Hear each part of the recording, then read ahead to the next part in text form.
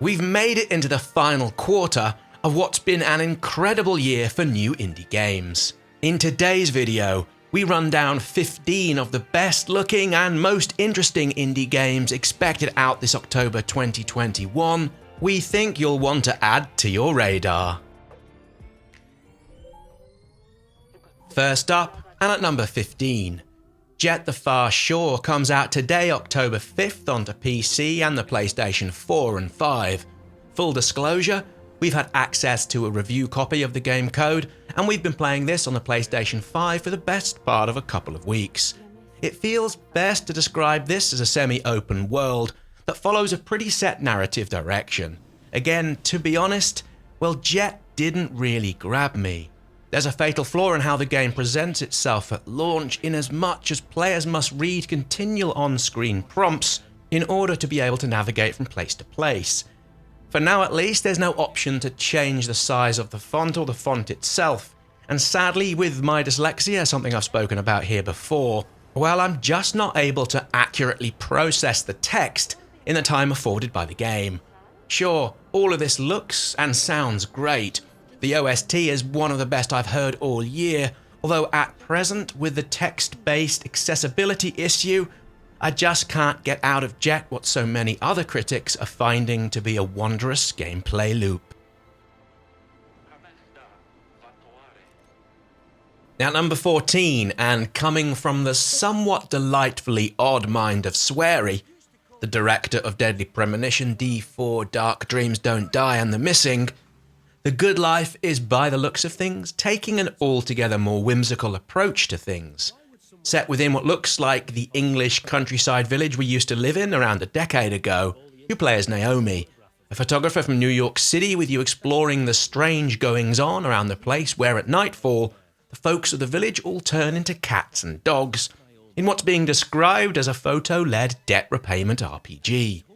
The Good Life feels wonderfully intriguing, with it coming to PC via Steam, and also the Nintendo Switch, the PlayStation 4 and Xbox One this October the 15th. Dear brother, when this letter reaches your hands, I will no longer be protecting our lands. Moving swiftly on and coming out October 7th with a demo to play today, the Lightbringer is looking to deliver a story-driven adventure platformer. This looks like the kind of game we might tackle over the course of a few evenings or perhaps over a rainy Sunday, with the subtle colour scheme and apparent whimsical nature of the puzzles being a key draw in us wanting to get this played. It's coming to the PC and the Nintendo Switch. Coming in at number 12, and something that literally popped out of the GetIndieGaming email box with its delicious GBA-inspired graphics and overall aesthetic. We're hoping that's true here with CRITADEL, which allows you to play as one of 3 different characters, with it also having over 100,000 different weapon and item configurations to tailor your loadout. There's a 360-degree aiming cursor, and a dodge roll mechanic that feels perfectly in keeping with what you might expect from a game such as this. We're genuinely looking forward to playing this, particularly the boss rush mode, which should help keep us coming back to it again and again. CRITADEL is coming out October 12th for the Switch and for the PC via Steam. Up next, and keeping with all things fast and frantic, the Riftbreaker looks to be cramming an awful lot into its overall package. From what we can tell from the footage we've seen so far, the game is all ready to give players a base-building, survival-focused game with additional RPG elements, all the while a loop with plenty hack-and-slash base fighting, twin-stick shooting, crafting, and exploration. Now that's a whole heap of things this one is trying to do, and we get the feeling playing it is likely to be an intense experience, with so many things to keep on top of at any one given moment. We're quietly confident, although this mashup of styles and genres isn't a step too far, and what might be an exercise in gilding the lily. The Riftbreaker is expected to launch on PC, as well as the PlayStation 5, the Xbox Series X and S, on October the 14th. Onwards into the top 10, Memoir Blue is published by Annapurna Interactive and comes from developer Cloisters Interactive. This feels and looks utterly charming, with its story being told entirely without words. The game uses character animations and songs with the movement and melody used to communicate a visual story and associated thoughts and feelings to players. Aimed at being something akin to a visual novel, we're taken with the idea of all of this being a shared experience, something we here as a team can consume all together, all of this wrapped up in a tale about the all-encompassing love between a mother and a daughter. A Memoir Blue hit Steam and all of the usual consoles on October the 12th.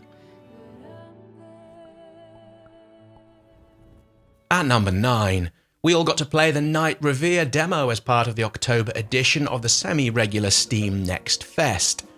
This was nestled alongside just over 700 or so games, although you don't have to wait too long to play it, with it coming out on October the 8th. As you might be able to tell, this one is a colourful looking puzzle adventure game in which a child must solve a number of mysteries associated with a house that's become distorted with the visuals depicting a dreamlike state. So far, the puzzles have been pretty good fun and for the most part enjoyably engaging. The same goes for the cast and crew of the folks we've met and interacted with. The conversations flow nicely. Well, everything what we've seen so far does what you might expect, and seemingly it does all of this quite well. As far as we can tell, this is headed to PC via Steam. Moving on, and at number 8, a game we've covered and played a few times over the years, be this at various EGX events, with us also thinking we got to have a go at this at Gamescom a few years ago. Growbot looks visually stunning, with an approach to its art that reminds us of something you might see coming out of the Czech-based publisher Amanita Design. However, that's not the case with this, actually published by Application Systems Heidelberg. Growbot is a 2D point-and-click adventure set within what the developers are calling a biopunk space station. You play as Nara, a Growbot in training who, after an unfortunate event in which your station is attacked, is asked to step up and save the day. Clearly and lovingly inspired by the classics of the genre, this game will see you solve puzzles, interact with the various plants and aliens that pass you by, while leading you on a beautiful adventure. If you fancy a play before you buy, there's a demo for PC on Steam, with Growbot coming out on the Windows platform this coming October the 21st.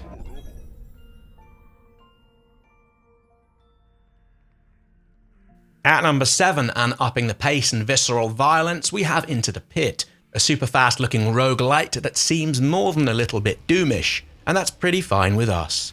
This game is part of the early October Steam Next Festival, and we've had a good half an hour or so with the demo, and so far it plays out really well in what seem short and spiky levels, with you able to experiment with various spells and powers in order to get from A to B. While you do, you're able to rescue villagers, which in turn enable you to acquire permanent upgrades to help extend the trips through the dungeons. This looks to be terrifically chaotic, and comes out October 19th on PC via Steam, with it also hitting the Xbox platform and Game Pass from launch day. While I can't see I'll ever fancy playing a full round of golf, I have been known to dabble here and there with a spot of pitch and putt. We spotted a little golf journey during the February edition of the Steam Next Festival, and it pretty much clicked instantly with us.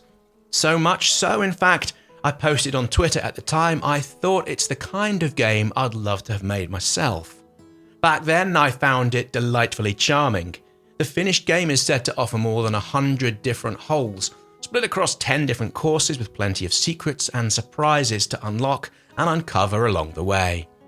I recall the controls also being simple and intuitive, and I get the feeling this will deliver something of a calming and zen-like experience, and something for me at least that's darn sight more enjoyable than some of the more realistic golfing sims out there. A Little Golf Journey is headed to PC via Steam and GOG on October the 14th, with it also launching the same day onto the Nintendo Switch. Onwards and into the top 5 indie games for October 2021. If you've liked the video so far, please be sure to drop a comment below and click the like button. Doing so really does help the channel and getting more eyes onto these smaller, non-AAA focused indie games. Either way, at number 5, Tandem: A Tale of Sorrows features a young girl and her sentient teddy bear in what's a puzzle platformer. Players are tasked with exploring a spooky-looking mansion set within the time frame of Victorian London. The game sees you play across 5 different sections of the manor. Each stage is split into different sections, all of which need to be completed before you're able to move on. What's of particular interest here is the nature of the game being a dual-plane platformer. As the girl, you play in top-down isometric, whereas the bear, everything is done within a 2D side-scroller. Also, the bear is able to walk on shadows, which means players will need to navigate the girl to form shadows to act as bridges to get from place to place. All of this looks pretty cool with it headed to PC, the PlayStations, the Xboxes, and Nintendo Switch, October the 21st. At number 4, we have Moonglow Bay. Now, we're all suckers here for voxel art, and in this one, we're thinking we're looking at some of the finest examples of this art style we've seen in a very long time. Headed to PC via Steam and onto the Xbox on October 26th. You play as a first-time fisher person, working together with friends, family and neighbours, as you struggle to fulfill your partner's final wish by keeping the fishing business afloat in the face of financial ruin. There's evidently a fair amount of farming slice of life-like gameplay here, with more than 100 different fish to catch, all within what the developers are calling a diverse and emotionally charged story. We're looking forward to playing this as a single player, but also in the drop-in and out local co-op, where we can see us cozying up on the sofa to play this in front of the fire as we head into the colder, darker months here in the Northern Hemisphere. Coming out October 26th, and at number 3 in this month's rundown, we have Solar Ash. To be honest, I'm not too sure what this game is looking to be. However, the creator has recently referenced the game as being, and I quote, Mario Galaxy meets Shadow of the Colossus with a sprinkle of jet set radio, which does help conjure a few images and expectations here and there. I do, however, know it looks stunningly attractive and comes from the same team who back in 2016 gave us all Hyper Light Drifter. It also seems a little self-evident this game is about movement, with you making your way and traversing across the landscapes while confronting and doing battle with bosses who inhabit the in-game environment. So yes, this does look pretty darn fab, with it coming to PC via the Epic Game Store and also onto the PlayStation 4 and PlayStation 5. At number 2, and featuring yet more sublimely looking voxel art, Echo Generation will launch on PC and Xbox, together with it coming to Game Pass from day 1, October the 21st. Set within, we think, the mid-1990s, Echo Generation is looking to deliver a heartwarming story about family, the supernatural with its launch just coming in time for the Halloween season, with it also harking towards the nostalgia some people feel having grown up in a small town. The developers have also said they were looking to create a game experience that blends quests, exploration, and the discovery of unique characters, with it being a blend of the developers' favourite games they played while growing up. There's also a Paper Mario-style turn-based combat, with you able to customise your loadout and doing so take on and defeat the various enemies and bosses. This looks wonderful and was only beaten out of the first place in this month's countdown by something that might be very, very special. At number 1, coming from Daniel Mullins, who you may remember from such games as Pony Island and The Hex, Inscryption is, and I quote directly, an inky black card-based odyssey that blends deck building, roguelike, escape room style puzzles and psychological horror all into a blood-laced smoothie.